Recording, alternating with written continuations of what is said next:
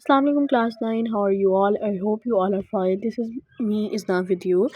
Today we are going to study the subject biology of class 9. So these are some of the chapters and इससे ज़्यादा आगे भी 11 chapters होते हैं biology के. ठीक है, तो 9th क्लास की बोर्ड की प्रिपरेशन मैं आपकी करवाऊँगी एंड आज जो है वो हम चैप्टर 1 स्टार्ट करेंगे which is the science of biology. तो गाइस हमारा फर्स्ट चैप्टर का फर्स्ट टॉपिक है science. Science is all about exploring these mysteries. It's a systematic way of studying the natural world through observation and experimentation. So basically science जो है वो ये इस चीज़ का नाम है जिसके अंदर आप कुछ ना कुछ ऑब्ज़र्व करते हैं, मतलब आप कुछ ना कुछ ये एजम्पशन करते हैं कि हाँ ये चीज़ हो सकती है एंड देन आप उसको थ्रू एक्सपेरिमेंट आप उसको लॉजिकल रिजल्ट्स निकालते हैं एंड आप उसको डिफ़ाइन करते हैं. To make it easier to learn, science is divided into different branches like biology, physics, chemistry and mathematics. ज़ाहिर सी बात है आपने 9th क्लास में बायोलॉजी, केमिस्ट्री, फिज़िक्स और मैथमेटिक्स चारों सब्जेक्ट्स पढ़ते हैं आप लोग. ठीक है, सो क्योंकि आप साइंस ओवरऑल एक सब्जेक्ट में 7 तक पढ़ते हैं. ठीक है, जिसके अंदर आप फिज़िक्स का कुछ पार्ट पढ़ते हैं, कुछ केमिस्ट्री का, कुछ बायो का, कुछ मैथ्स का, लेकिन with the passage of time आपको ये चीज़ें अलग अलग करनी पड़ती हैं. सो हम इसको आसान बनाने के लिए हमने इसको डिफरेंट ब्रांचेस में तकसीम कर दिया है. इस चैप्टर में हम क्या पढ़ेंगे? In this chapter, we will dive into the fascinating world of biology, that's the study of living things. We will see how the biologists use scientific method to solve biological problems.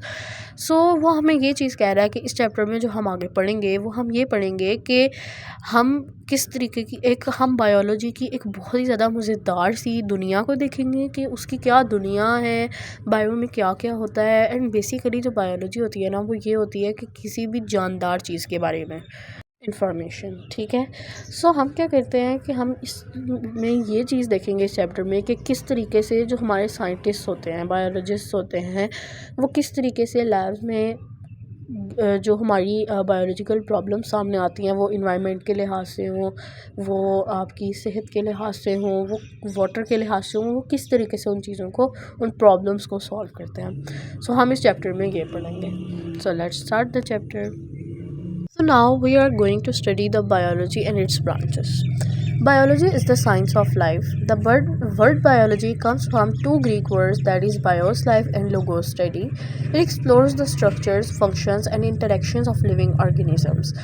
Biology की basically definition ये होती है कि ये हमारी ज़िंदगी की एक, हम कहते हैं ना हमारी ज़िंदगी की एक बायोलॉजी, मतलब इसमें जो दो वर्ड है, एक बायो और एक लोगी जिसको हम पढ़ते हैं बायोलॉजी, वो जो है इन दोनों वर्ड्स का ये मतलब होता है कि ज़िंदगी की पढ़ाई. ठीक है, ज़िंदगी के बारे में होती है बायोलॉजी.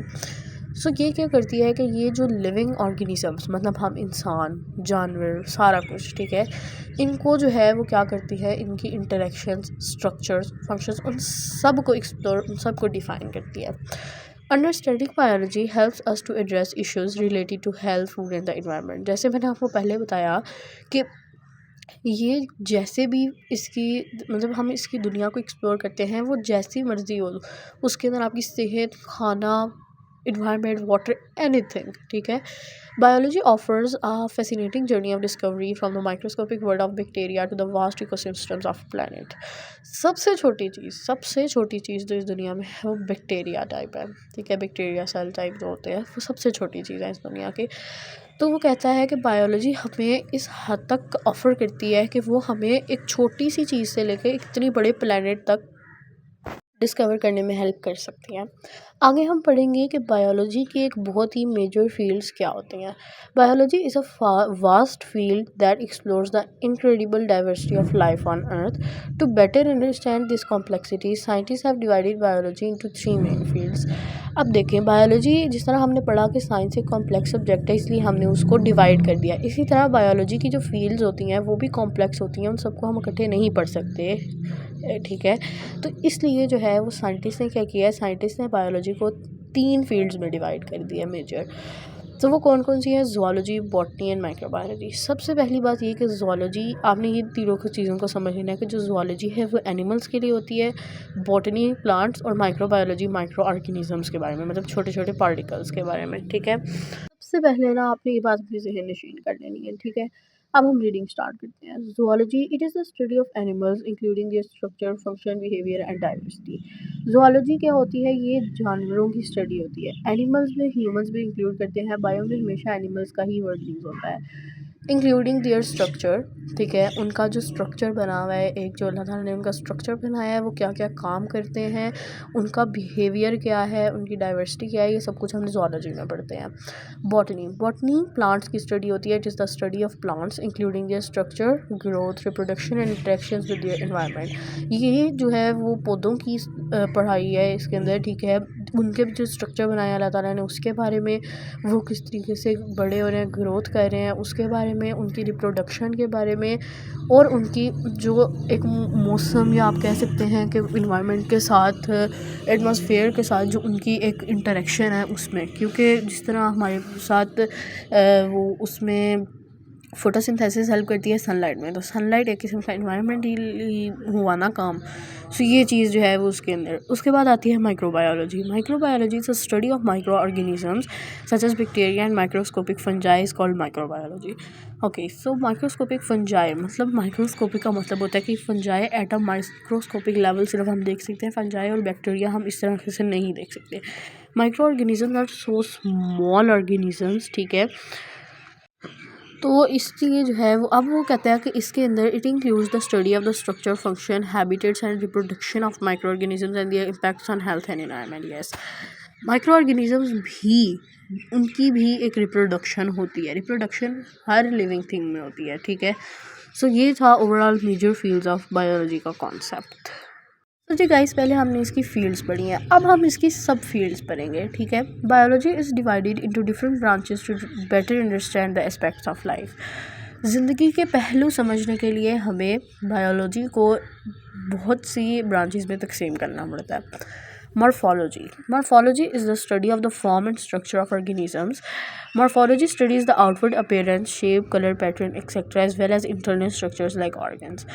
Morphology में हम ये पढ़ते हैं कि ऑर्गेनिजम्स का स्ट्रक्चर और वो किस तरीके से बने हुए हैं, ठीक है। मॉर्फोलॉजी की जो होती है ना, मतलब जो हम इसमें पढ़ते हैं, वो हम अपनी आउटवर्ड मतलब एक्सटर्नल चीज़ों के बारे में पढ़ते हैं। जिस तरह आपके पैटर्न, मतलब नोज़, ये सारा कुछ हो गया। आपका कलर, लाइक अगर आपका डार्क है, लाइट है, मिडिल सा कलर है, वो क्या है, वो उसके बारे में पढ़ते हैं, ठीक है। और आप किस तरह के शेप बने हुए हैं, ठीक है, ये चीज़ें हम पढ़ते हैं, ठीक है। लाइक हम इंटरनल स्ट्रक्चर्स भी पढ़ते हैं, लेकिन लाइक ऑर्गन्स, इस तरह के इंटरनल स्ट्रक्चर्स भी, ठीक है। उसके बाद आती है anatomy. Anatomy is the branch of biology that explores the internal physical structure of organisms, particularly humans.